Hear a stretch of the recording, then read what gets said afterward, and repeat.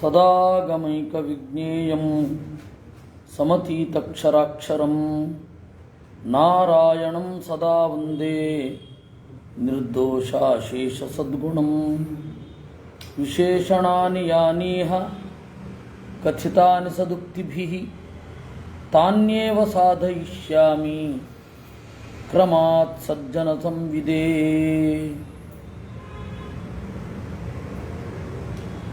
ಬೌದ್ಧರು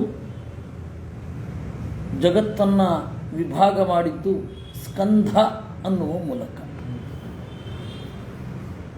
ಅವರ 5 ಸ್ಕಂಧಗಳಲ್ಲಿ ಆಕಾಶಕ್ಕೆ ಸ್ಥಾನವೇ ಇಲ್ಲ. ಆಕಾಶ ಇಲ್ಲ ಅಂತಲ್ಲ ಅರ್ಥ. ಬೌದ್ಧರು ಆಕಾಶವನ್ನು ಕ್ಷಣಿಕ ಅಂತ ಒಪ್ಪಿಲ್ಲ ಅಂತ ಅರ್ಥ. ಇದರ ಮೂಲಕ ಯಾವುದೋ ಒಂದು ನಿತ್ಯ ಅನ್ನೋದನ್ನು ನಿಮಗೆ ಇಷ್ಟ ಇರಲಿ ಇಲ್ಲದೇ ಇರಲಿ ಒಪ್ಪಿಕೊಳ್ಳೇಬೇಕು. ಎಲ್ಲವನ್ನ ಕ್ಷಣಿಕ ಅಂತ ಹೇಳುವ ಬೌದ್ಧರಾದರೂ ಯಾವುದೋ ಒಂದು ನಿತ್ಯ ಅನ್ನೋದನ್ನು ಒಪ್ಪಬೇಕು. ಅವರ ನಿತ್ಯ ಅಂತನ್ನುವ ದಾರಿಯಲ್ಲಿ ಶೂನ್ಯ ಇದೆ, ಆಕಾಶವೂ ಇದೆ. ಹಾಗೆ ವರ್ಣವು ಯಾಕೆ ನಿತ್ಯ ಆಗಬಾರದು? ಯಾಕೆ ಅಂದರೆ ಪ್ರತ್ಯಭಿಜ್ಞಾನ ಇರೋದ್ರಿಂದ. ಬುದ್ಧ ಕಂಡ ಶೂನ್ಯವನ್ನೇ ನಾನು ಕಂಡಿದ್ದೇನೆ ಅಂತನ್ನುವ ಪ್ರತ್ಯಭಿಜ್ಞ ಅವರಿಗೆ ಪ್ರಮಾಣ ಆಗೋದಾದರೆ ಉಳಿದದ್ದು ಯಾಕೆ ಆಗಬಾರದು?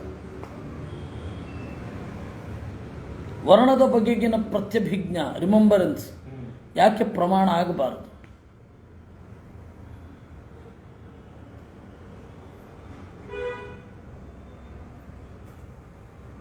ಇಷ್ಟು ನಾವು ನೋಡುವಾಗ ಬಂದ ಕನ್ಕ್ಲೂಷನ್. ಇದು ಎಲ್ಲಿ ತನಕ ಆಗಿತ್ತು ಅಂದರೆ 25ನೇ ಪೇಜಿನಲ್ಲಿ ತತ್ಸ್ಯಾತ್ ಆಲಯ ವಿಜ್ಞಾನಂ ಯದ್ಭವೇತ್ ಅಹಮಾಸ್ಪದಂ ತತ್ಸ್ಯಾತ್ ಪ್ರವೃತ್ತಿ ವಿಜ್ಞಾನಂ ಎನ್ನೀಲಾದಿಕ ಮುಲ್ಲಿಖೇತ್ ಅನ್ನುವ ಮಾತಿನ ವಿವರಣೆಯ ತನಕ ಆಗಿತ್ತು. ಈ ಆಕಾಶದ ಬಗ್ಗೆ ಇನ್ನೂ ಅವ್ರ ವಾದ ಏನಿದೆ ಬೌದ್ಧರದ್ದು ಅನ್ನೋದನ್ನು ಬಿಡಿಸ್ತಾ ಇದ್ದಾರೆ. ನಾನು ಆಕಾಶೋಪಿ ಸುಖಮಿವ ಅಭಾವ ಮಾತ್ರ. ಆಕಾಶ ಅಂದರೆ ಏನು? ಅಭಾವ, ಏನು ಇಲ್ಲದೆ ಇರೋದೇ ಆಕಾಶ. ಸುಖ ಅಂದರೆ ದುಃಖ ಇಲ್ಲದೆ ಇರೋದು ಅಂತ ಹೇಗೆ ಅರ್ಥವೋ ಹಾಗೆ ಆಕಾಶ ಅಂದರೂ ಏನು ಇಲ್ಲದೆ ಇರೋದು ಅಂತಷ್ಟೇ ಅರ್ಥ. ತತ್ ಕಥಂ ತದಿದಂ ಗಗನಮಿತಿ ಪ್ರತ್ಯಭಿಜ್ಞಾಯೇತ. ಆ ಆಕಾಶದ ನಿತ್ಯತ್ವವನ್ನು ಹೇಗೆ ಒಪ್ಪಲಿಕ್ಕಾಗತ್ತೆ? ಆಕಾಶ ಅಂದ್ರೇನು? ಖಾಲಿ ಜಾಗ, ಏನೂ ಇಲ್ಲದೆ ಇರೋದು.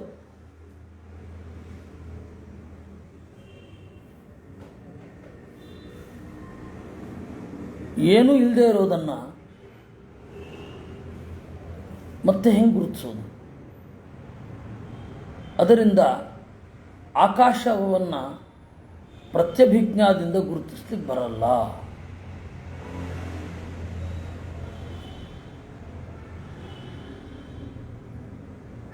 ಅಂಗೀಕರಿಷ್ಯಾಮಃ ತೇನಾಪಿ ಗಗನಸ್ಯ ವಸ್ತುತ್ವಂ ಯದಿ ಚತ್ವಾರಿ ಭೂತಾನಿ. ಓ ಹೌದಾ, ಅಂಗೀಕಾರಯಿಷ್ಯಾಮ. ಆಕಾಶವು ವಸ್ತು ಅಂತ ನಾವು ಒಪ್ಪಿಸುತ್ತೇವೆ. ಇದು ಯಾರ ಪ್ರತಿಜ್ಞೆ? ನಿರ್ಣಯ ಚಂದ್ರಿಕಾಕಾರರ ಪ್ರತಿಜ್ಞೆ. ನೀನು ಒಪ್ಕೊಳ್ಳೇಬೇಕು. ಯಾಕೆ? ಯದಿ ಚತ್ವಾರಿ ಭೂತಾನಿ, ಹಾಗಾದರೆ ನಿಮ್ಮ ಪ್ರಕಾರ ಪಂಚಭೂತಗಳಲ್ಲ, 4. ಯಾಕೆಂದರೆ ಆಕಾಶ ಹೋಗ್ತಾ ಇಲ್ಲ. ನೀನು ನಾಲ್ಕೇ ಭೂತ ಯಾವುದು? ಮಣ್ಣು, ನೀರು, ಬೆಂಕಿ, ಗಾಳಿ. ನಾಲ್ಕೆ. ಅಧಿಗತಂ ಗಂಧ ರಸ ರೂಪ ಸ್ಪರ್ಶಾನಾಂ ಸಾಶ್ರಯತ್ವಂ. ಗಂಧಕ್ಕೆ ಆಸರೆಯಾದದ್ದು ಭೂಮಿ, ರಸಕ್ಕೆ ಆಸರೆಯಾದದ್ದು ನೀರು, ರೂಪಕ್ಕೆ ಆಸರೆಯಾದದ್ದು ಬೆಂಕಿ, ಸ್ಪರ್ಶಕ್ಕೆ ಆಸರೆಯಾದದ್ದು ಗಾಳಿ. ಶಬ್ದಸ್ಯ ಕ ಆಶ್ರಯ. ಶಬ್ದದ ಆಸರೆ ಯಾವುದು? ಯಾವುದೋ ಒಂದಿರಬೇಕಲ್ಲ. ಆಕಾಶೇ ಶೇನ ಪತತೀತಿ ಬುದ್ಧ ಶಿಶುಕೋಪಿ ವ್ಯವಹರತಿ ಆಗತಂ ತರ್ಹಿ ಆಶ್ರಯತ್ವಂ ಆಕಾಶಸ್ಯ. ಬುದ್ಧನ ಮಗುವೂ ಕೂಡ ಓಹ್ ಅಲ್ಲಿದೆ ಹಕ್ಕಿ, ಇಲ್ಲಿ ಬರ್ತಾ ಇದೆ ಅಂತ ಹೇಳುತ್ತಾರೆ. ಬುದ್ಧನ ಮಕ್ಕಳು ಅಂದರೆ ಎರಡೂ ಆಗಬಹುದು. ಬೌದ್ಧರ ಮಕ್ಕಳು ಬುದ್ಧನ ಮಕ್ಕಳೇ, ಸ್ವಯಂ ಬೌದ್ಧನೂ ಬುದ್ಧನೇ, ಬುದ್ಧನ ಮಕ್ಕಳೇ. ಅದರಿಂದಾಗಿ ದೊಡ್ಡವರು ಚಿಕ್ಕವರು ಬುದ್ಧ ಶಿಶುಕೋಪಿ ತಮಾಷೆ. ಬುದ್ಧನ ಮಗುವೂ ಕೂಡ ಹೇಳತ್ತಲ್ವಾ, ಆಕಾಶೇ ಶೇನ ಪತತಿ, ಹಕ್ಕಿ ಎಲ್ಲ ಹಾರ್ತಾ ಇದೆ. ಅವನು ದೊಡ್ಡವನಾಗಿದ್ರೆ ನಮ್ಮನ್ನು ಹುಚ್ಚಂತರ ನೋಡ್ಬಿಟ್ಟು ಆಕಾಶದಲ್ಲೋ ಅಂತಾನೆ. ಹಾಗಾದ್ರೆ ಬಂತಲ್ಲ, ಬುದ್ಧಿ ಅನ್ನೋದು ಆಕಾಶವನ್ನು ಆಶ್ರಯ ಅಂತಲೇ ವಿಷಯೀಕರಿಸುತ್ತೆ ಅಲ್ವಾ. ಅಪಿಚ ಆವರಣಾಭಾವ ಮಾತ್ರ ವದತ ಸೌಗತೇನ ವಿಸ್ಮೃತಮಹೋ ಸ್ವಪೂರ್ವಾಚಾರ್ಯ ವಚನಂ. ಆಕಾಶ ಅಂದ್ರೇನು? ಆವರಣ, ಮುಚ್ಚಿರೋ ಹಾಗೆ ಕಾಣುತ್ತೆ, ಮುಚ್ಚಿರಲ್ಲ. ಆವರಣ ಅಭಾವ, ಯಾವುದಕ್ಕೆ ಮುಚ್ಚಳ ಇಲ್ಲವೋ ಅದನ್ನು ಆಕಾಶ ಅಂತ ಕರೀತಾರೆ ಅಂತ ನಾವು. ಆದರೆ ಅವರ ಹಿಂದಿನವರ ಮಾತನ್ನೇ ಮರೆತಿದ್ದಾರೆ. ವಾಯುರಾಕಾಶ ಸಂಶ್ರಯ ಅಂತ. ತೇನ ಆಕಾಶಂ ಮೂರ್ತದ್ರವ್ಯಾಭಾವ ಮಾತ್ರ ವದನ್ ಅಪಸಿದ್ಧಾಂತಿ ಸ್ಯಾತ್. ಹಾಗಾದ್ರೆ ಆಕಾಶ ಅಂದ್ರೇನು? ಮೂರ್ತದ್ರವ್ಯ ಇಲ್ಲದೆ ಇರೋದು, ಅದೇ ಆಕಾಶ.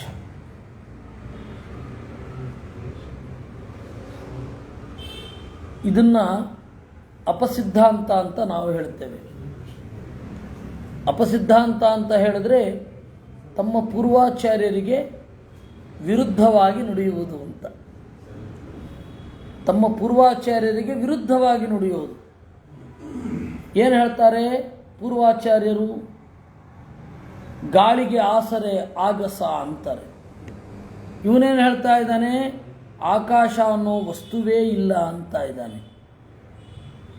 ತಪ್ಪಿತು ತಾನೆ. ಇದನ್ನ ನಿರ್ಣಯ ಚಂದ್ರಿಕಾಕಾರರು ಹೇಳುವಂಥದ್ದು. ಭಿಯ ಪಿಹಿತ ತುಂಡೇನ ಆಕಾಶಸ್ಯ ವಸ್ತುತ್ವಂ ಅಂಗೀಕರ್ತವ್ಯಂ. ಹೀಗೆ ಅಪಸಿದ್ಧಾಂತ ಆಗಬಾರದು ಅಂದರೆ ಪಿಹಿತ ತುಂಡೇನ, ಬಾಯಿ ಮುಚ್ಚಿಕೊಂಡು ಆಕಾಶಕ್ಕೆ ವಸ್ತುತ್ವವನ್ನು ಒಪ್ಪಬೇಕು. ತುಂಡ ಮುಖ, ತುಟಿ ಎಲ್ಲನೂ ಅರ್ಥ ಆಗತ್ತೆ. ಸಂಸ್ಕೃತದಲ್ಲಿ ತುಂಡ ಅಂದರೆ ಇಡೀ ಮುಖವೂ ಆಗತ್ತೆ, ಬಾಯೂ ಆಗತ್ತೆ. ಹೌದು ಹೌದು ಹೌದು ಹೌದು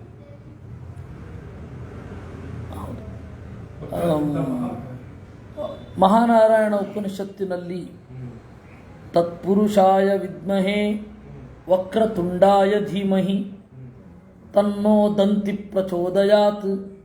ಆಮೇಲೆ ಅಲ್ಲಿಗೆ ನಿಲ್ಲಿಲ್ಲ. ತತ್ಪುರುಷಾಯ ವಿದ್ಮಹೇ ಚಕ್ರತುಂಡಾಯ ಧೀಮಹಿ ತನ್ನೋ ನಂದಿ ಪ್ರಚೋದಯಾತ್ ಅಂತ ಮಂತ್ರ ಉಂಟು. ಎಲ್ಲಕ್ಕಿಂತ ಮಜಾ ಆಗಿರೋದು ಅಗ್ನಿಗೆ.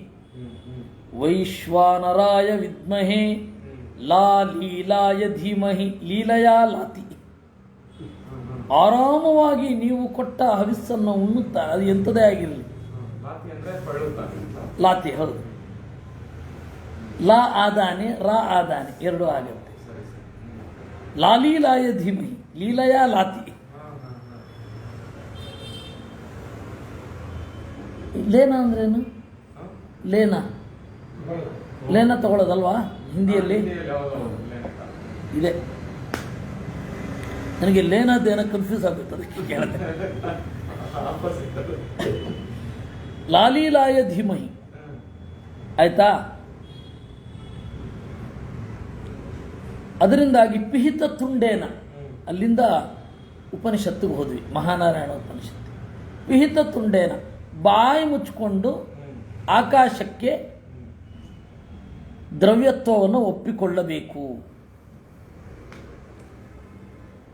ಅಥ ತದಾ ತತ್ವವಾದಿ ಪ್ರತ್ಯವತಿಷ್ಠತೆ ಯತ್ ಪೂರ್ಣಮಸ್ಯಾಂ ಪೂರ್ಣಚಂದ್ರ ಚಂದ್ರಿಕೆಯ ಪ್ರಕಾಶಮಾನಂ ಲೋಚನಾಸೇಚನಕಮಾಸೀತ್ ತದೇವ ಆದ್ಯ ಅಮಾಯಾಂ ನಿಶ್ಚಂದ್ರಂ ನಿಷ್ಪ್ರಭಂಚ ಭವತಿ.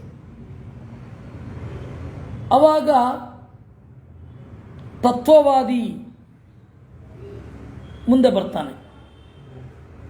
ತತ್ವವಾದಿ ಅಂದರೆ ನಾವು, ತತ್ವವಾದಿಗಳು ನಾವು ಮುಂದೆ ಬರುತ್ತೇವೆ. ಯತ್ ಪೂರ್ಣಮಸ್ಯಾಂ, ಹುಣ್ಣಿಮೆಯಲ್ಲಿ ಪೂರ್ಣಚಂದ್ರ ಚಂದ್ರಿಕೆಯ, ಪೂರ್ಣ ಚಂದ್ರ ಇರುವ ಜಾಗದಲ್ಲಿ ಲೋಚನಾಸೇಚನಕ ಮಾಸೀತ್, ಕಣ್ಣಿಗೆ ಇಂಪಾಗಿ ಕಣ್ಣಿಗೆ ಬಹಳ ಆಪ್ಯಾಯಮಾನವಾಗಿ ಯಾವುದಿತ್ತು, ತದೇವ ಆದ್ಯ ಅಮಾಯಾಂ, ಅದೇ ಆಗಸ. ಹುಣ್ಣಿಮೆಯಲ್ಲಿ ಬೆಳದಿಂಗಳಿನಿಂದ ಇದ್ದುಕೊಂಡು ಕಣ್ಣಿಗೆ ತಂಪು ನೀಡುತ್ತಾ ಇದ್ದ ಅದೇ ಆಕಾಶ ಮೊದಲಿನ ಅಮಾವಾಸ್ಯೆಯಲ್ಲಿ ಚಂದ್ರನಿಲ್ಲದೆ ನಿಷ್ಪ್ರಭಂ, ಬೆಳಕು ಇಲ್ಲದೆ ಇರುತ್ತೆ. ಪ್ರತ್ಯಭಿಜ್ಞಾ ಬಂತೋ ಇಲ್ವೋ. ತದಿದ ಮುಕ್ತಂ ಭಗವತ ಬಾದರಾಯಣೇನ ಆಕಾಶೇ ಚ ಅವಿಶೇಷಾತ್ ಅಂತ. ಆಕಾಶದಲ್ಲಿ ಯಾವ ಭೇದವೂ ಇಲ್ಲ, ವಸ್ತುವಿನಿಂದ ಆ ಭೇದ ಕಂಡಿರೋದು. ಅದನ್ನು ಆಕಾಶದಲ್ಲಿ ಆರೋಪ ಮಾಡಿ ಪ್ರತ್ಯಭಿಜ್ಞಾವನ್ನು ನಾವು ಹೇಳ್ತೇವೆ. ಅನುಸ್ಮೃತೇಶ್ಚ ಅಂತ. ಅನುಭವಂ ಪೃಚ್ಛ ನಕೋಪಿ ಅನುನ್ಮತ್ತಃ ಸಯೇವಾಯಂ ಶಶವಿಚಾರಣಾಭಾವ ಇತಿ ಪ್ರತ್ಯಭಿಜಾನಾತಿ. ನಿನ್ನ ಅನುಭವವನ್ನು ಕೇಳು, ಅಭಾವವನ್ನು ಯಾರೂ ಗುರುತಿಸೋದಿಲ್ಲ. ಆಕಾಶಕ್ಕೆ ಒಂದು ಮೂರ್ತವಾದ ಅಸ್ತಿತ್ವ ಇರಬೇಕು. ಮೆಟೀರಿಯಲಿಸ್ಟಿಕ್ ಎಕ್ಸಿಸ್ಟೆನ್ಸ್ ಅಂತ ಏನಾದರೂ ಇದ್ದರೆ ಅದು ಆಕಾಶಕ್ಕೂ ಇದೆ. ಯಾರೂ ಕೂಡ ನಾನ್ ಎಕ್ಸಿಸ್ಟೆಂಟ್ ಆದದ್ದನ್ನು ರಿಮೆಂಬರೆನ್ಸಿಂದ ರಿಸೀವ್ ಮಾಡೋದಿಲ್ಲ. ಓ ಅದೇ ಈ ಅಭಾವ, ಆ ಅಭಾವ 1000 ಕಡೆ ನೋಡಿರ್ಬೋದು. ಇಲ್ಲಿ ನೋಡಿದ ಶಶವಿಷಾಣಾಭಾವವನ್ನೇ ಅಲ್ಲಿಯೂ ನೋಡ್ತಾ ಇದ್ದೇನೆ ಅಂತ ಯಾರಾದರೂ ವಿಷೀಕರಿಸ್ತಾರ? ಬೆಂಗಳೂರಿನಲ್ಲಿ ನೋಡ್ತಾ ಇದ್ದ ಶಶವಿಷಾಣಾಭಾವವನ್ನೇ ಬಾಂಬೆಯಲ್ಲೂ ನೋಡ್ತಾ ಇದ್ದೇನೆ, ಯಾರೂ ವಿಷೀಕರಿಸಲ್ಲ. ನಮ್ಮ ಗುರುತು ಪ್ರತ್ಯಭಿಜ್ಞಾ ಅನ್ನೋದು ತತ್ವವನ್ನೇ ವಿಷೀಕರಿಸೋದು. ಅದರಿಂದ ನಿರ್ಗುಣ ನಿರಾಕಾರ ಇರುವಂತ ಬ್ರಹ್ಮನ್ನ ನೋಡಿದವರು ಯಾರು ಪ್ರತ್ಯಭಿಜ್ಞಾ ಇರೋದೇ ಇಲ್ಲ. ನೀವು ಯಾರ ಪರವಾಗಿ ಪ್ರಶ್ನೆ? ತಟಸ್ಥವಾಗಿಯೋ ತತ್ವವಾದಿಗಳಿಗೆ? ನಿರ್ಗುಣ ನಿರಾಕಾರ ಏನು ಇಲ್ಲದೆ ಇರುವಂತ ಬ್ರಹ್ಮನ್ನ ನೋಡಿದವರು ಯಾರು? ಅದಕ್ಕೆ ಪ್ರತ್ಯಭಿಜ್ಞಾ ಇರೋದೇ ಇಲ್ಲ. ಅಲ್ಲ, ಪ್ರತ್ಯಭಿಜ್ಞಾ ಇಲ್ಲ ಅಂತಾನೆ ವೇದ ಹೇಳ್ತಾ ಇರೋದು. ನೀವು ಅದನ್ನು ಪಡ್ಕೊಳ್ಬೇಕು ಅಂತ. ಇದು ಮಾಯಾವಾದಕ್ಕೆ ಸಂಬಂಧಪಟ್ಟ ಪ್ರಶ್ನೆ ರಮೇಶನ್ನ ಕೇಳಿದ್ದು. ನಿರ್ಗುಣ ನಿರಾಕಾರ ಅಂತ ಹೇಳಿ ನಿರಂಜನ ಇತ್ಯಾದಿ ಅಭಾವವನ್ನು ಯಾರೂ ಕಂಡವರಿಲ್ಲ. ಆದ್ದರಿಂದ ಪ್ರತ್ಯಭಿಜ್ಞಾನ ಹೇಗೆ ಅಂತ. ಆ ಪ್ರತ್ಯಭಿಜ್ಞಾನ ಬರಲಿಕ್ಕೆ ತೊಂದರೆ ಇರೋದೇ ಏನಂತಾರೆ, ಸಮಸ್ಯೆ. ಯಾಕೆ ಅಂದರೆ ಆತ್ಮನ ಅಜ್ಞಾನ ಇದೆ. ವೇದ ಹೇಳಿದ್ದನ್ನು ಈಗ ಕೇಳಬೇಕು ಅಂತ ಹೇಳಿ ಅವರು ಹೇಳಬಹುದು. ಮಾಯಾವಾದಕ್ಕೆ ಈ ಪ್ರಶ್ನೆ ಬಂದದ್ದರಿಂದ ಮಾಯಾವಾದಿಗಳು ಹೀಗೆ ಉತ್ತರ ಕೊಡಬಲ್ಲರು, ಅದು ಪ್ರತ್ಯಭಿಜ್ಞಾ ಅಂತ ನಾವು ಹೇಳೋದೇ ಇಲ್ಲ ಅಂತ ಹೇಳ್ಬೋದು. ಅವಾಗ ಮತ್ತದೇ ಪ್ರಶ್ನೆ, ಯತ್ ಮಾಯಾವಾದ ಪೂರ್ವಾಚಾರ್ಯೈ ಸಾಕ್ಷಾತ್ಕೃತಂ ತದೇವ ಬ್ರಹ್ಮತತ್ವಂ ಇದಾನೀಮಹಂ ಸಾಕ್ಷಾತ್ಕರೋಮಿ ಅನ್ನೋ ಪ್ರತ್ಯಭಿಜ್ಞಾ ಇದೆಯೋ ಇಲ್ವೋ ಅಂತ ಪ್ರಶ್ನೆ ಬರುತ್ತೆ. ಹಾಗೆ ಪ್ರಶ್ನೆ ಮಾಡಿದ್ರೆ ನಾವು ಇಲ್ಲ ಅಂತೀವಿ. ಹಾಗೆ ಬರಲ್ಲ. ನಾನು ಮಾಯಾವಾದಿಯಾಗಿ ಹೇಳ್ತಾ ಇರೋದು ಹಾಗೆ ಬರಲ್ಲ. ನಾನೇ ಅವರಾಗಿದ್ದೆ ಅಂತ ಪ್ರತ್ಯಭಿಜ್ಞಾನ ಬರುತ್ತೆ. ಮತ್ತದೇ ಪ್ರಶ್ನೆ, ನಾನೇ ಅವರಾಗಿದ್ದೆ ಅನ್ನೋ ಪ್ರತ್ಯಭಿಜ್ಞಾ ಹೇಗೆ ಬಂತು ಅಂತ ಅಲ್ಲಿಗೆ ಪ್ರಶ್ನೆ ಮಾಡಬೇಕಾಗುತ್ತೆ. ಶೂನ್ಯ ಯದ್ಬುದ್ಧೇನ ಸಾಕ್ಷಾತ್ಕೃತಂ ಶೂನ್ಯಂ ತದೇವ ಅಸ್ಮಾಭಿ ಪ್ರತ್ಯಭಿಜ್ಞಾಯತೆ ಅನ್ಬೇಕು. ಬುದ್ಧ ಎಲ್ಲಿದ್ದಾನೆ? ನಾನೇ ಬುದ್ಧ. ಓಹ್, ನಾನೇ ಬುದ್ಧನಾಗಿದ್ದವನು ಅಂತ ಅವರು ಹೇಳಬೇಕಾಗತ್ತೆ. ಯಾಕಂದರೆ ಶೂನ್ಯ ಆಗೋಗಿದೆ, ಬುದ್ಧ ಇಲ್ಲ ಈಗ. ಅವನನ್ನು ಹೆಂಗೆ ಪೂಜೆ ಮಾಡೋದು ಪ್ರಶ್ನೆ ಎಲ್ಲ ಇದ್ದೇ ಇರುತ್ತೆ. ನಿಮಗೆ ಜಾಮಿತಾ ದೋಷ ಪರಿಹಾರಾಯ ಒಂದು ಝನ್ ಕಥೆ ಹೇಳಬೇಕು, ತೀರಾ ಅಬ್ರಪ್ಟ್ ಎಂಡಿಂಗ್. ಇದನ್ನು ಕಥೆ ಅಂತ ನೀವು ಹೇಳ್ತೀರಾ ಅಂತ ನನ್ನ ಮುಖ ಕುಗಿಬೇಡಿ. ಅದೇನಿದ್ರು ಜನ್ ಕಥೆಗಳನ್ನು ಮಾಡಿದವ್ರ ಮುಖ ಕುಗಿರಿ. ಒಬ್ಬ ಜನ್ ಸನ್ಯಾಸಿಗೆ ರಾತ್ರಿ ಮರಗಟ್ಟಿಸುವ ಚಳಿ, ಕಟ್ಟಿಗೆ ಹತ್ತಿರದಲ್ಲಿ ಇಲ್ಲ.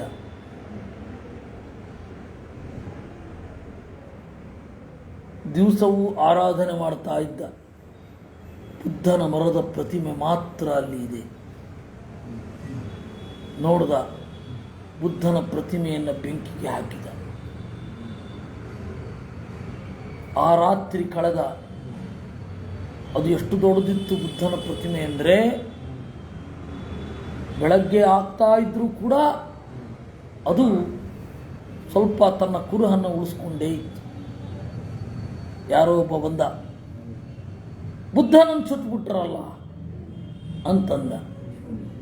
ಆಗ ಜನಗುರುಗಳು ಹೇಳಿದ್ರು, ಬುದ್ಧ ಎಲ್ಲಿ? ಇದು ಕಥೆ. ಜನಕಥೆಗಳು ಸಾಮಾನ್ಯ ಹಿಂಗಿರ್ತವೆ. ಇನ್ನೊಂದು ಕಥೆ ಹೇಳ್ತೇನೆ, ಅವರು ಮನಸ್ಸನ್ನು ಹೇಗೆ ಗಮನಿಸ್ತಾರೆ ಅನ್ನೋದಕ್ಕೆ. ಅಪೂರ್ವತಾನೂ ಇಲ್ಲ, ಏನಿಲ್ಲ. ಜನರನ್ನು ಒಂದು ಅಬ್ಸ್ಟ್ರಾಕ್ಟ್ ಮೈಂಡಿನಲ್ಲಿ ನಿಲ್ಲಿಸಲಿಕ್ಕೆ ಈ ಥರದ ಕಥೆಗಳನ್ನೆಲ್ಲ ಹೇಳುತ್ತಾರೆ. ಇನ್ನೂ ನೀವು ಮುಂದುವರಿಬೇಕು ಅಂದರೆ ಈ ರೀತಿ ಹೋಗ್ಬೋದು. ನೋಡಿ, ಫಲಕ ಅಲ್ಲಾಡ್ತಾ ಇತ್ತು. ಝನ್ ಮಠದ ನಾಮ ಫಲಕ ಪಟ ಪಟ ಪಟ ಪಟ ಪಟ ಅಲ್ಲಾಡ್ತಾ ಇತ್ತು. ಇಬ್ಬರು ಶಿಷ್ಯರು ನಿಂತ್ಕೊಂಡು ವಾದ ಮಾಡ್ತಾ ಇದ್ರು. ಗಾಳಿ ಅಲ್ಲಾಡ್ತಾ ಇದೆ ಅಂತ ಒಬ್ಬ, ಇಲ್ಲ ಫಲಕ ಅಲ್ಲಾಡ್ತಾ ಇದೆ ಅಂತ ಇನ್ನೊಬ್ಬ. ವಾದ ನಡೀತಾನೇ ಇದೆ. ಜನ್ ಗುರುಗಳು ಬಂದರು, ಕೇಳಿದ್ರು, ಗುರುಗಳೇ ಏನು ಅಲ್ಲಾಡ್ತಾ ಇದೆ? ನಿಮ್ಮ ಮನಸ್ಸು ಅಂದರು. ಅಷ್ಟೇ, ಅದೊಂದು ಕಥೆ. ಹೀಗೆ ಅಬ್ರುಪ್ಟಾಗಿ ಎಂಡಾಗಿ ಹೋಗುತ್ತೆ ಕಥೆ. ಹಾಗೆ ಇದು ಕೂಡ. ಅಲ್ಲ, ನಾವೇ ಕೆಡಿಸ್ಕೋಬೇಕ್ರಿ, ಯಾವುದ್ರಿಂದ ಬೇಕಾದ್ರೆ ಅಲ್ಗಾಡ್ತಾರೆ. ಗಾಳಿಯಿಂದಲಾದರೂ ಅಲ್ಗಾಡ್ಲಿ, ಫಲಕನೇ ಜೀವಂತವಾಗಿ ಅಲ್ಗಾಡ್ಲಿ, ನಮಗೆ ಬೇಕಾಗೇ ಇಲ್ಲ ಅದು. ಆದರೆ ಅವ್ರ ಕಥೆ ಹಿಂಗಿರುತ್ತೆ ಅಂತ ಹೇಳಿದ್ರು. ಅದರಿಂದ ಆಕಾಶ ಇಲ್ಲ ಅಂದವ್ರಿಗೆ ಈ ಕಥೆ ಹೇಳ್ಬೇಕಾಗ್ತದೆ. ಸ್ವಲ್ಪ ಆಕಾಶ ಇಲ್ಲ ಅಂತ ಹೇಳ್ತಾರೆ, ಇಲ್ಲ ಅಂತ ಅವ್ರಿಗೆ ಈ ಕಥೆ ಹೇಳ್ಬೇಕಾಗ್ತದೆ. ಈ ಮನಸ್ಸಿನ ಕಥೆ. ಅದೇ ಅಮಿತ್ ಅವರು ಹೇಳ್ತಾ ಇದ್ದಾರೆ, ಆಕಾಶ ಇಲ್ಲ ಅಂತ ವಾದ ಮಾಡುವವರಿಗೆ ಈ ಕಥೆ ಹೇಳಬೇಕು, ನಿಮ್ಮ ಮನಸ್ಸು ಇಲ್ಲ ಅಂತ ಅನ್ನಿಸ್ಬೇಕು ಅಂತ. ಅಥವಾ ನಿಮ್ಮ ಮನಸ್ಸಿನಲ್ಲಿ ಆಕಾಶ ಇಲ್ಲ ಅಂತ ಹೇಳಬೇಕು. ಈ ಥರ ಏನಾರೊಂದು ಹೇಳಬೇಕು ಅಂತ ಇರಲಿ. ಅದರಿಂದಾಗಿ ಅಭಾವವನ್ನು ಯಾರೂ ಕೂಡ ವಿಷಯೀಕರಿಸುವುದಿಲ್ಲ. ಪ್ರತ್ಯಭಿಜ್ಞಾಕ್ಕೆ ವಿಷಯ ಅಭಾವ ಅಲ್ಲ. ಆಕಾಶ ಪ್ರತ್ಯಭಿಜ್ಞಾಕ್ಕೆ ವಿಷಯ ಆಗಿದೆ. ಆದ್ದರಿಂದ ಆಕಾಶಕ್ಕೆ ಒಂದು ಭೌತಿಕ ಅಸ್ತಿತ್ವ ಇದೆ. ವಿರಳ ಆಗಿರಬಹುದು ಪರಮಾಣುಗಳು, ಆದರೆ ಇಲ್ಲ ಅಂತ ಹೇಳಲಿಕ್ಕೆ ಬರಲ್ಲ. ಯಾಕೆಂದರೆ ಒಂದು ಬೌಂಡ್ರಿ ಕ್ರಿಯೇಟ್ ಆಯಿತು ಅನ್ನೋದ್ರಿಂದಲೇ ಶಬ್ದ ಸಂಚಾರ ಮಾಡುತ್ತೆ. ಅದರಿಂದಾಗಿ ಆಕಾಶಕ್ಕೆ ಒಂದು ಭೌತಿಕ ಅಸ್ತಿತ್ವ ಇದೆ ಅಂತನ್ನೋದನ್ನೇ ನಾವು ಒಪ್ತೇವೆ. ಮಧ್ವಾಚಾರ್ಯರು ಆಕಾಶದ ವಿಚಾರಕ್ಕೆ ಬಂದಾಗ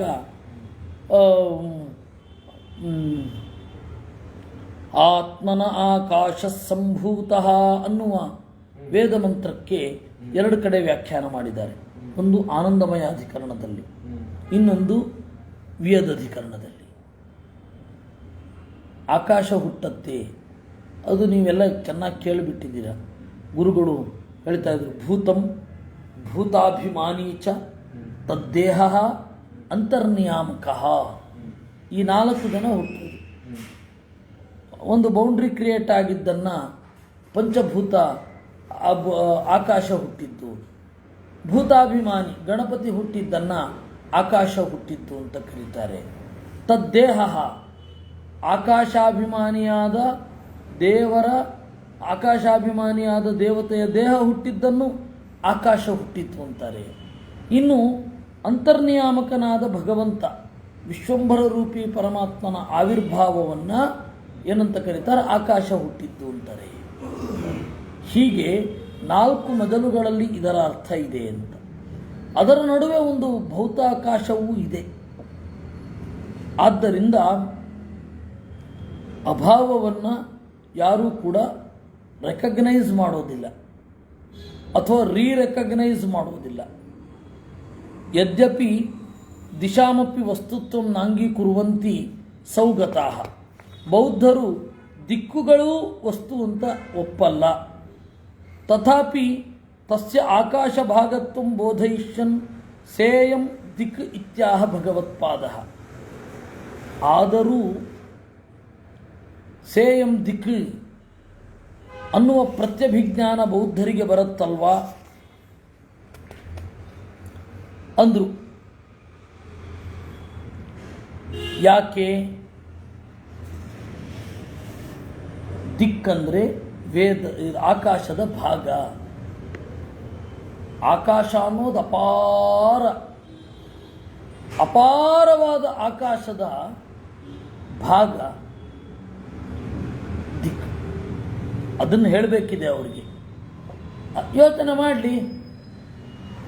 ಆಕಾಶದ ಬಗ್ಗೆ ಮತ್ತು ದಿಕ್ಕಿನ ಬಗ್ಗೆ ಮಧ್ವಾಚಾರ್ಯರ ಅಭಿಪ್ರಾಯ ಹೀಗಿದೆ ಅಂದರೆ ಯೋಚನೆ ಮಾಡಲಿ ಅಂತ ಆಚಾರ್ಯರು ಹೀಗೆ ಮಾಡಿದ್ದು.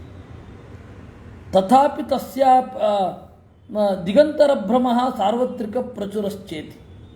ಅಲ್ಲ, ಬೇರೆ ದಿಕ್ಕನ್ನು ಬೇರೆ ದಿಕ್ಕು ಅಂತ ಅಂದುಕೊಳ್ಳಲ್ವೇ? ಹೌದು. ಆಕಾಶ ಅನ್ನೋದು ಅಂಗಿ, ದಿಕ್ಕನ್ನೋದು ಅಂಗ. ಅಂಗಿಯಲ್ಲಿ ನಿಂತಾಗ ಅಂಗಭ್ರಮೆ ಬರುತ್ತೆ. ಆ ರೀತಿ ದಿಕ್ಕಿನ ಭ್ರಮೆ ಬರೋದು ಸಹಜ. ಸೂರ್ಯ ಮೊದಲಾದವರು ನಿರ್ಣಾಯಕರು. ತದಿದಮಾಹ ತತ್ವಮಂಜರೀಕಾರ ಗಗನಸ್ಯ ದೃಷ್ಟಾಂತತ್ವೇಪಿ ನನಕ್ಕೋಪಿ ದೋಷ ಇತಿ ಆದಿಪದಮುಪಾದತ್ತ. ದಿಕ್ಕು ಅನ್ನುವ ಪ್ರತ್ಯಭಿಜ್ಞಾದರ ಜೊತೆಗೆ ಗಗನದ ಪ್ರತ್ಯಭಿಜ್ಞಾವನ್ನು ತೆಗೆದುಕೊಳ್ಳಬಹುದು ಅಂತ ಹೇಳಲಿಕ್ಕೆ ನಾರಾಯಣ ಪಂಡಿತಾಚಾರ್ಯರು ತದಿದಂ ಗಗನಂ ಅಂದರು. ಬೌದ್ಧ ವಿಚೇತಾಭ್ಯಾಮಿತಿ ಚತ್ವಾರೋ ಹಿ ಬೌದ್ಧ ಪ್ರಭೇದಾಹ. 4 ತರಹದ ಬೌದ್ಧರು ಆಗಿ ಹೋಗಿದ್ದಾರೆ. ವೈಭಾಷಿಕರು, ಸೌತ್ರಾಂತಿಕರು, ಯೋಗಾಚಾರರು, ಮಾಧ್ಯಮಿಕರು. ಹೊರಗಡೆ ಎಲ್ಲ ಅರ್ಥ ಇಂದ್ರಿಯ ಗಮ್ಯ ಅಂತ ಹೇಳಿ ವೈಭಾಷಿಕರು. ಹೊರಗಡೆಯ ವಸ್ತುವನ್ನು ನೀವು ಊಹಿಸಬೇಕು, ಕಣ್ಣಿಗೆ ಕಾಣ್ತಾ ಇರೋದಲ್ಲ ಅನ್ನುವವರು ಸೌತ್ರಾಂತಿಕರು. ಅವರಿಬ್ಬರಿಗಿಂತ ಭಿನ್ನರಾದವರಿಬ್ಬರಿದ್ದಾರೆ. ಯೋಗಾಚಾರರು, ಮಾಧ್ಯಮಿಕರು ಅಂತ. ಯೋಗಾಚಾರರು ಏನು? ಒಳಗಡೆ ಇದ್ದ ಅರಿವು ಹೊರಗಡೆಯ ವಸ್ತುವಾಗಿ ಕಾಣಿಸ್ತಾ ಇದೆ ಅಂತ ಹೇಳ್ತಾರೆ. ಒಳಗಡೆ ಇದ್ದ ಅರಿವು ಹೊರಗಡೆಯ ವಸ್ತುವಾಗಿ ಕಾಣಿಸ್ತಾ ಇದೆ. ವಸ್ತುತಃ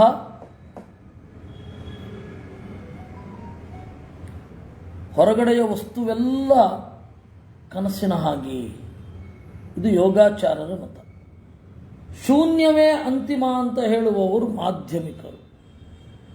ಈ ಮಾಧ್ಯಮಿಕರು ಅಂತ ಇದ್ದಾರಲ್ಲ, ಅವರಲ್ಲಿ ಅಗ್ರಗಣ್ಯ ಅಶ್ವಘೋಷ, ದಿಂಗ್ನಾಗ. ಆ ದಿಂಗ್ನಾಗ ಮತ್ತು ಅಶ್ವಘೋಷ ಇಬ್ಬರು ಕೂಡ ಬಹಳ ಪ್ರಬಲವಾಗಿ ಇದನ್ನು ಪ್ರತಿಪಾದನೆ ಮಾಡಿದವರು. ಅವ್ರ ಬಗ್ಗೆ ನಯಾ ಪೈಸೆ ಗೊತ್ತಿಲ್ಲದೆ ಹೋದರೂ ಕನ್ನಡ ಸಾಹಿತಿಗಳ ಅತ್ಯಂತ ಅಚ್ಚುಮೆಚ್ಚಿನ ತತ್ವಶಾಸ್ತ್ರಕಾರರು ಇವರಿಬ್ಬರು.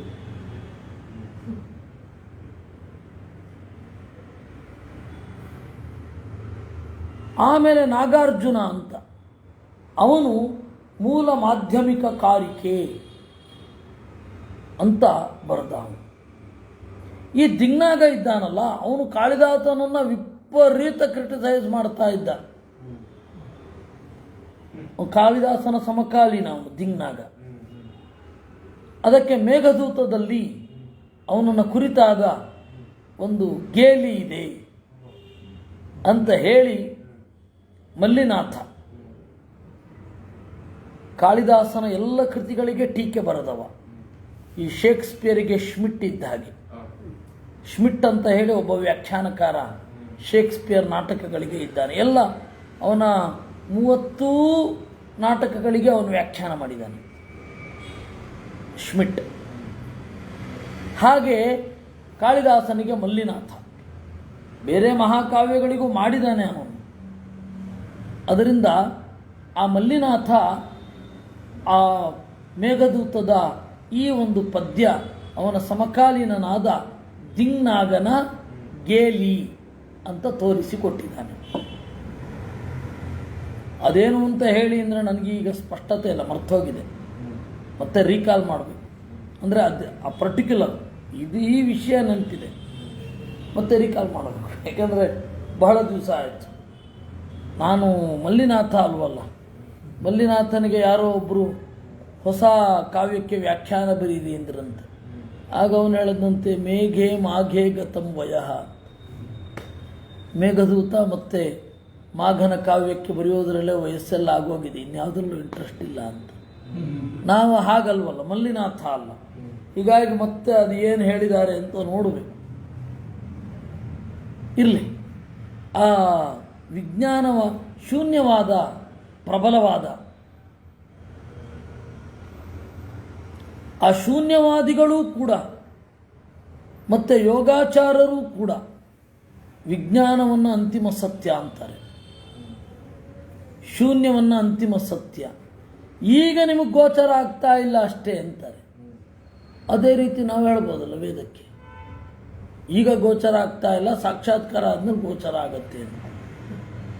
ನೀವು ಏನು ನಿಮ್ಮ ವಾದವನ್ನು ಸಮರ್ಥನೆ ಮಾಡಿಕೊಳ್ಳಿಕ್ಕೆ ಹೇಳ್ತೀರಾ, ಅದೇ ವಾದವನ್ನು ನಾವು ಹೇಳ್ಬೋದು. ಆ ಪರಿಸ್ಥಿತಿ ಇದೆ. ಅದನ್ನು ಬಿಟ್ಟು ಏನಾರಿದ್ರೆ ಹೇಳಿ. ನಚ ಅನುಮಾನಾದೀನಾಂ, ಇಷ್ಟು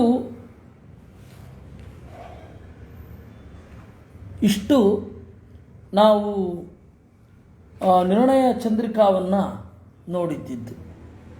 ಇನ್ನು ವಿಷ್ಣು ತತ್ವ ನಿರ್ಣಯದ ಮೂಲಕ್ಕೆ ಬರೋಣ.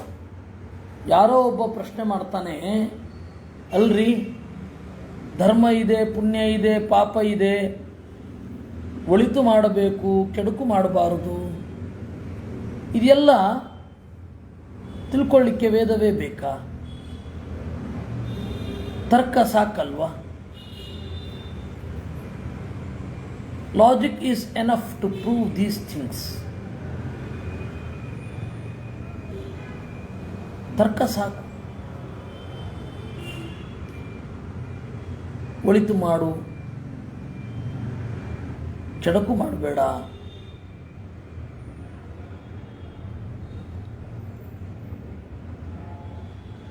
ವಚನಗಳು ಮಾಡಿರುತ್ತಾರೆ. ಆ? ವಚನಗಳು ಇರುತ್ತಲ್ಲ. ಅದೇ ಮಾತು ಪೌರುಷೇಯ ಅಂತ ಹೇಳಿದ್ರಲ್ಲ, ಬೇಡ, ಪೌರುಷೇಯ ಬೇಡ, ಅನುಮಾನ ಸಾಕು. ನಚ ಅನುಮಾನಾದೀನಾಂ ಆಗಮಂ ವಿನಾ ಪ್ರಾಮಾಣ್ಯಂ ಧರ್ಮಾದಿಷು ತದಗೋಚರತ್ವಾತ್. ಅಪ್ಪ, ನೀತಿ ಅನ್ನೋದು ತರ್ಕಕ್ಕೆ ಗೋಚರ ಅಲ್ಲ. ನೀತಿ ಅನ್ನೋದು ತರ್ಕಕ್ಕೆ ಗೋಚರ ಅಲ್ಲ. ಯಾರು ಏನು ಬೇಕಾದರೂ ನೀತಿ ಅಂತ ಪ್ರೂವ್ ಮಾಡಬಹುದು. ಅಷ್ಟು ಚೆನ್ನಾಗಿದೆ ಜಗತ್ತಿನ ವ್ಯವಸ್ಥೆ. ಅದರಿಂದಾಗಿ ತರ್ಕದಿಂದ ಪ್ರೂವ್ ಮಾಡ್ತೇವೆ ಅಂತ ಹೋದರೆ ಯಾವುದು ಸರಿ ಯಾವುದು ತಪ್ಪು?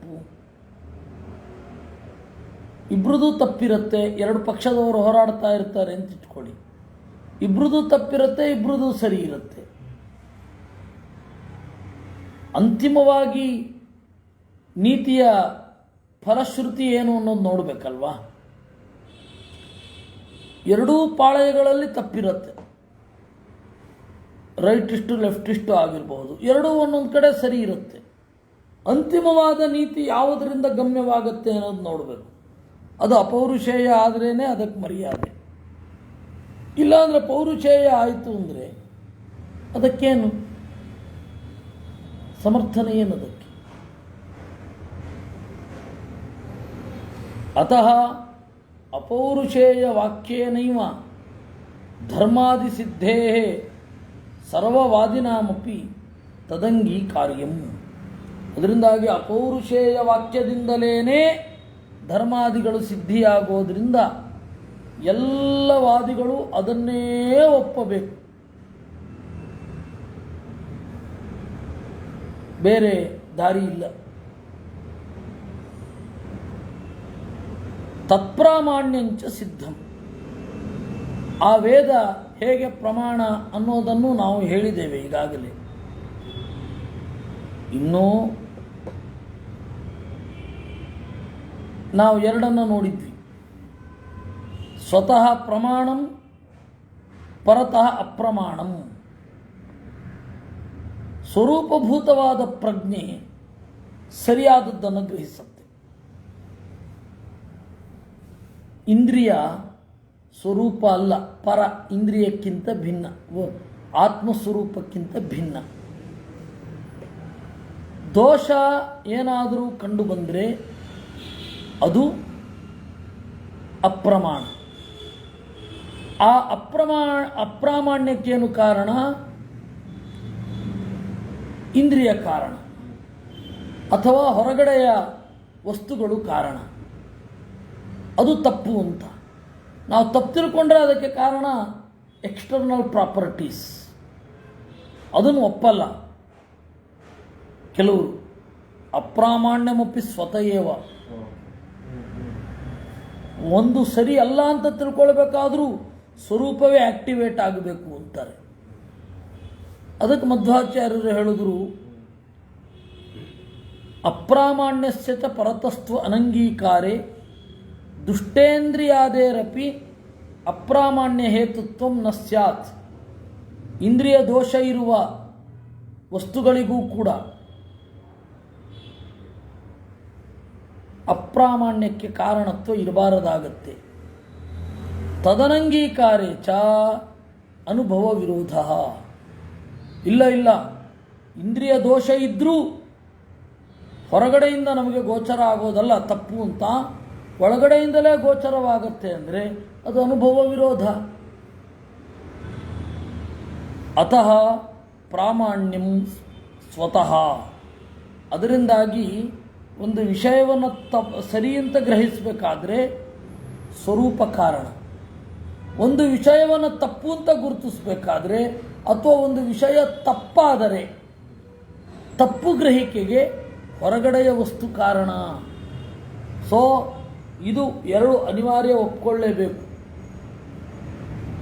ತಪ್ಪು ಗ್ರಹಿಸುವುದು ಹೊರಗಡೆಯಿಂದ, ಸರಿಯಾಗಿ ಗ್ರಹಿಸೋದು ಒಳಗಡೆಯಿಂದ. ಈ ಎರಡನ್ನು ಒಪ್ಪಲೇಬೇಕು.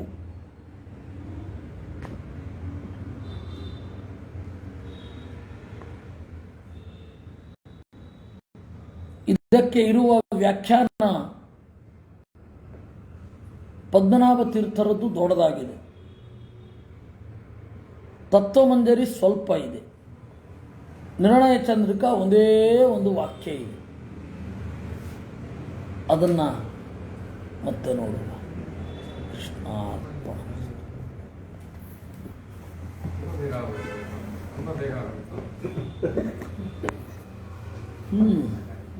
ಸಂಜೆಗೆ